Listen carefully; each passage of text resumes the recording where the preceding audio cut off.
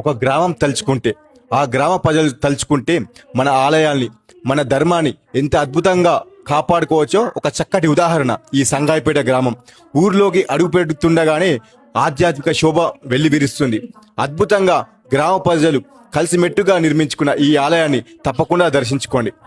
సూక్ష్మ రూపంలో ఉన్న శ్రీ వెంకటేశ్వర స్వామి రూపం సూక్ష్మమైన సౌందర్యం విషయంలో ఆ తిరుమల తిరుపతి వెంకటేశ్వర స్వామికి ఏమాత్రం తగ్గుదల లేదు. ఒక్కసారి మీరు చూడొచ్చు స్వామివారి రూపం ఎంత సౌందర్యంగా ఉందో.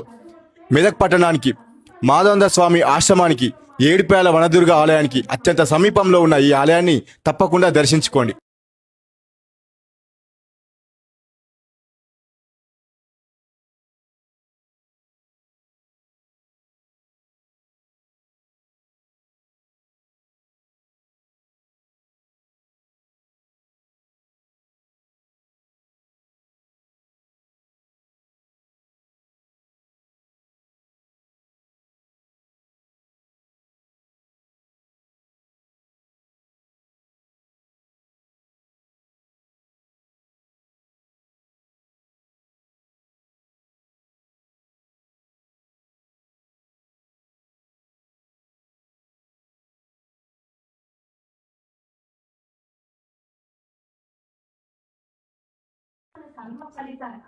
నమస్కారం అండి.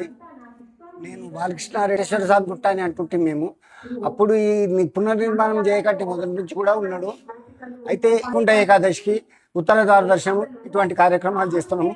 ఇవన్నీ ఆ భగవంతుని కృపతోటి మా గ్రామస్తులు అందరూ కలిసి చేస్తున్నారని తెలియజేస్తున్నాము. ఆ గ్రామము సంగాయపేట గ్రామము, కొల్చారం మండలము, మెదక్ జిల్లాలో ఉన్నది. ఈ గ్రామంలో అతి పురాతనమైనటువంటి ఈ వెంకటేశ్వర గుట్ట ఏదైతే ఉందో, ఈ గుట్ట మీద ఉన్నటువంటి దేవుడు మరి ఈ బండ కింద సొర లోపల ఉన్నాడు. 2018వ సంవత్సరంలో అప్పటి గ్రామ పాలక మండలి నేతృత్వంలో మాధవానంద సరస్వతి స్వామి వారి ఆశీస్సులతో అప్పటి జాతీయ ఉత్తమ ఉపాధ్యాయ అవార్డు గ్రహీత అయినటువంటి మా గురుతుల్యులు వెంకటరాజ్ సార్ గారి ఆధ్వర్యంలో ఈ ఆలయ పరిసరాలని పరిశుభ్రంగా చేసుకోవడం జరిగింది. ఆ తరువాత సార్ సహకారంతో, గ్రామస్తుల సహకారంతో, దాతల దాతృత్వంతో ఈ ఆలయాన్ని దినదిన ప్రవర్ధమానంగా అభివృద్ధి చేసుకుంటూ రావడం జరిగింది.